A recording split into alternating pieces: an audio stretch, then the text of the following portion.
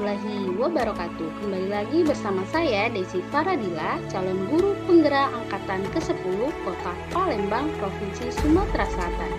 Di sini saya akan membahas koneksi antar materi modul 1.4 budaya positif. Kami hormati Bapak Bahri MPDMM selaku fasilitator kelas 70 kelompok 2, yang kami hormati Ibu Francisca SPDGR selaku pengajar praktik kelas 70 kelompok 2. Pada kesempatan ini saya akan membahas tentang kesimpulan peran. Berikut adalah kesimpulan mengenai peran saya dalam menciptakan budaya positif di sekolah. Seorang guru yang baik harus memiliki kemampuan dalam mewujudkan budaya positif di sekolah. Budaya positif tersebut dapat dijalankan dengan menerapkan konsep-konsep seperti 1. Disiplin positif, 2. Motivasi perilaku manusia, 3. Posisi kontrol restitusi, 4. Keyakinan sekolah atau kelas, 5. Segitiga res. Yang pertama adalah disiplin positif. Disiplin positif merupakan suatu cara penerapan disiplin yang mengajarkan anak bertanggung jawab dan menumbuhkan kesadaran diri berdasarkan nilai-nilai kebijakan. Disiplin positif lebih ke arah disiplin diri yang dapat mengontrol diri dalam melakukan segala tindakan. Disiplin diri dapat membuat murid memahami dan menyadari berdasarkan motivasi internal, bukan akibat paksaan, ujian maupun hukuman.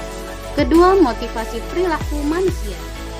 Adapun 3 motivasi perilaku manusia, yang pertama untuk menghindari ketidaknyamanan atau hukuman, kedua untuk mendapatkan imbalan atau penghargaan dari orang lain, 3 untuk menjadi orang yang mereka inginkan dan menghargai diri sendiri dengan nilai-nilai yang mereka percaya. Ketiga, posisi kontrol restitusi. Adapun 5 posisi kontrol restitusi, yang pertama guru sebagai penghukum, kedua guru sebagai pembuat merasa bersalah, 3 guru sebagai teman, 4 guru sebagai pemantau, kelima guru sebagai manajer. Di antara kelima posisi kontrol tersebut, sebaiknya seorang guru menggunakan posisi kontrol sebagai manajer. Sebagai manajer, guru dapat berbuat sesuatu bersama murid, mempersilahkan murid bertanggung jawab, dan mendukung murid agar dapat menemukan solusi. Selain itu, posisi manajer mengacu pada restitusi yang dapat menjadikan murid sebagai manajer bagi dirinya sendiri, sehingga dapat tercipta identitas positif pada diri murid. Keempat, keyakinan sekolah atau kelas.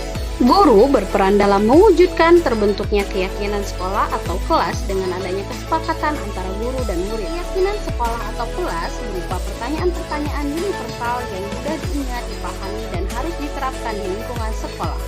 Yang kelima adalah segitiga restitusi. Adapun tahapan dalam segitiga restitusi yaitu 1. Menstabilkan identitas, 2. Validasi tindakan yang salah, 3. Menanyakan keyakinan. Menstabilkan identitas dilakukan berdasarkan prinsip bahwa membuat kesalahan adalah bagian dari proses pembelajaran yang nantinya akan menggeser identitas gagal ke arah identitas yang sukses. Validasi tindakan yang salah dilakukan berdasarkan prinsip bahwa setiap perilaku berupaya memenuhi suatu kebutuhan tertentu, sehingga guru atau orang tua akan bergeser dari pemikiran stimulus respon menjadi proaktif, serta akan lebih mengenali dan mengakui kebutuhan murid atau anak. Menanyakan keyakinan dilakukan dengan memberi pertanyaan-pertanyaan bermakna kepada murid atau anak untuk memunculkan motivasi secara intrinsik, sehingga mampu mengaitkan keyakinannya dengan tindakan yang salah. Keterkaitan antar materi. Keterkaitan antar materi budaya positif dengan 3 materi sebelumnya, yaitu dengan menjalankan budaya positif di sekolah, maka akan mempermudah dalam tercapainya tujuan pendidikan nasional sesuai dengan filosofi Ki Hajar Dewantara, yaitu pendidikan yang berpihak pada murid, dapat menuntun. Budaya positif dapat terwujud jika seorang guru memiliki 5 nilai guru penggerak, diantaranya berpihak pada murid, mandiri, reflektif, kolaboratif, dan inovatif. Selain itu, guru juga harus memiliki peran sebagai penggerak dalam membangun budaya positif di lingkungannya. Salah satu perubahan yang diinginkan sesuai dengan visi guru penggerak adalah terbentuknya budaya positif agar terciptanya sekolah yang nyaman, aman, dan berpihak pada murid sesuai dengan filosofi Ki Hajar Dewantara dan profil pelajar Pancasila. Refleksi. Sejauh mana pemahaman Anda tentang konsep-konsep inti yang telah Anda pelajari di modul ini? Adakah hal-hal yang menarik untuk Anda di luar dugaan? Pemahaman seks, telah memahami konsep inti dari modul 1.4 budaya positif. Pemahaman ini akan saya implikasikan dalam lingkungan sekolah serta akan saya imbaskan kepada rekan guru lain. Adapun hal yang menarik bagi saya dan di luar dugaan adalah adanya keterkaitan langsung antara budaya positif dengan peningkatan kesejahteraan mental, emosional, dan perubahan sikap murid. Perubahan apa yang terjadi pada cara berpikir Anda dalam menciptakan budaya positif di kelas maupun sekolah Anda setelah mempelajari modul ini? Adapun perubahan yang terjadi adalah saya menyadari bahwa posisi kontrol yang biasa saya lakukan dalam menangani masalah murid selama ini kurang tepat.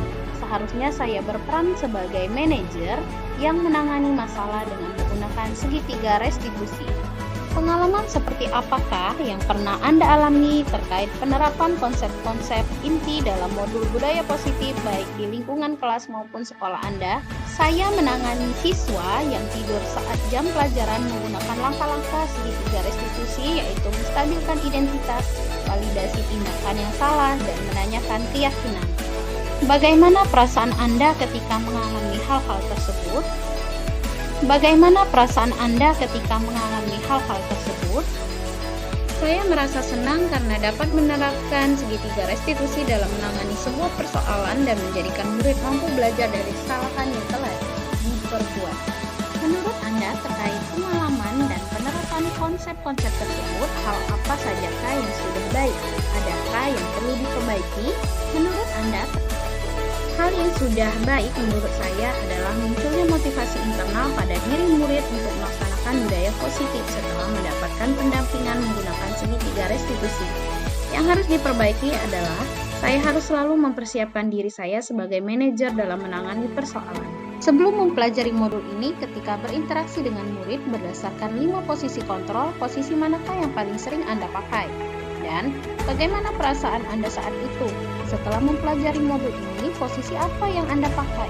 Dan bagaimana perasaan Anda sekarang? Apa perbedaannya? Sebelumnya, posisi kontrol saya sebagai penghukum dan pemantau. Pada saat itu, saya selalu merasa bersalah karena harus memberikan hukuman jika anak berbuat kesalahan. Namun, setelah mempelajari modul budaya positif, saya mulai menerapkan posisi manajer dalam penyelesaian masalah.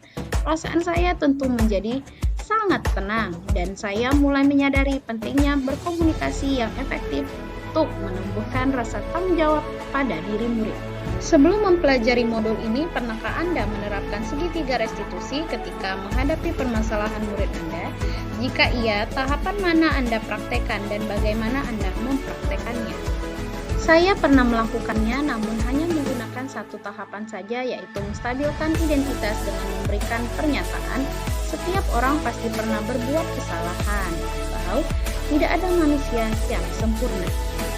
Selain konsep-konsep yang disampaikan dalam modul ini, adakah hal-hal menurut Anda penting untuk mempelajari dalam proses menciptakan budaya positif baik di lingkungan kelas maupun sekolah?